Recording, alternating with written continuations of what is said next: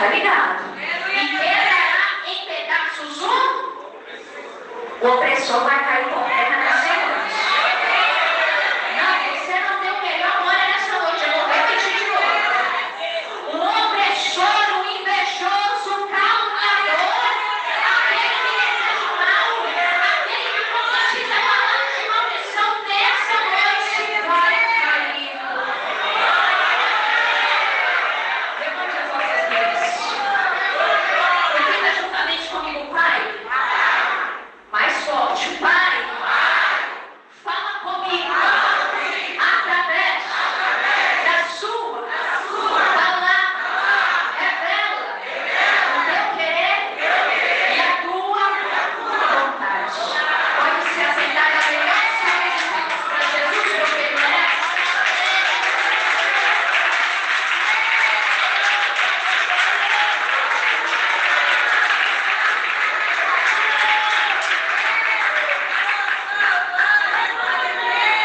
Aleluia, Jesus.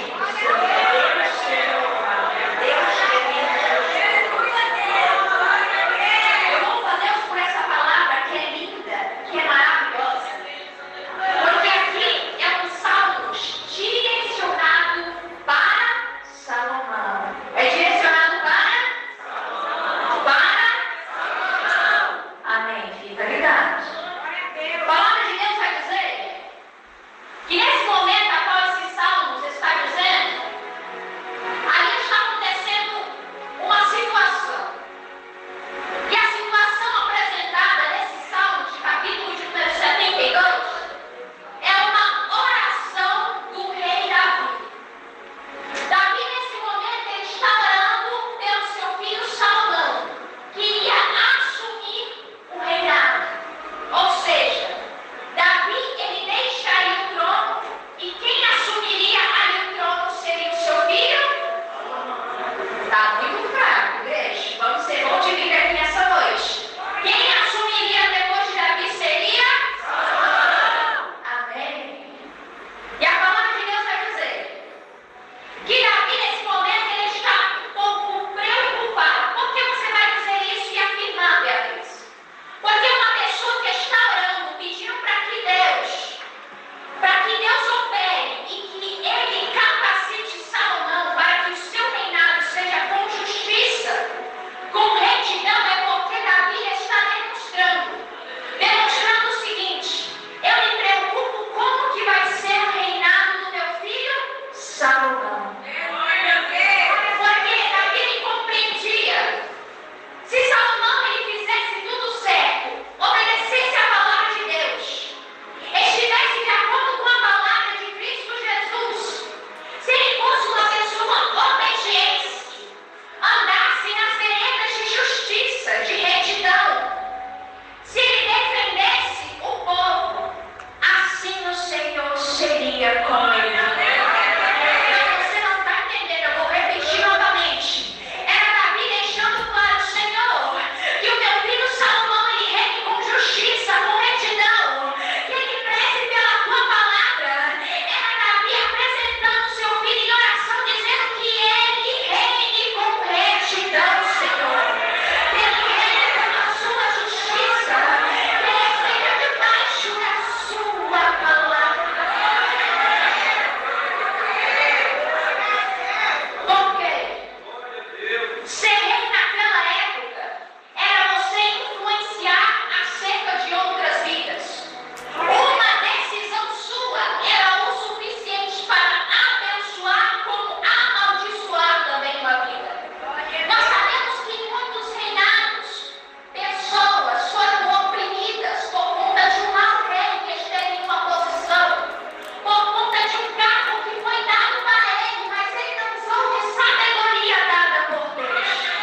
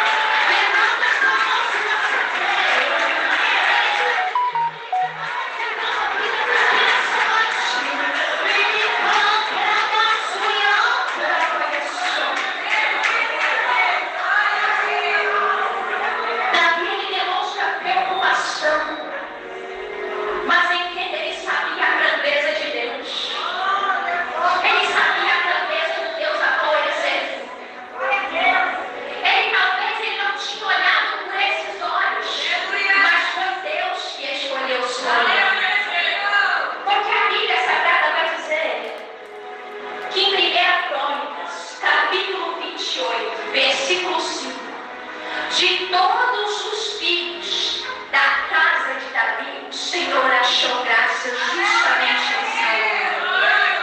Você não está entendendo, talvez você olhe e fale, é triste, mas tem um fulano de tal que é pregador, tem um fulano de tal que louva melhor que eu, ele sabe todas as notas musicais, ele talvez toca melhor que eu, ele talvez faz melhor que eu, mas Deus está dizendo nessa noite, eu posso ter obra no fulano aqui, eu quero testemunhar para você, eu quero causar esse momento para você, o que eu vou capacitar nessa noite é você.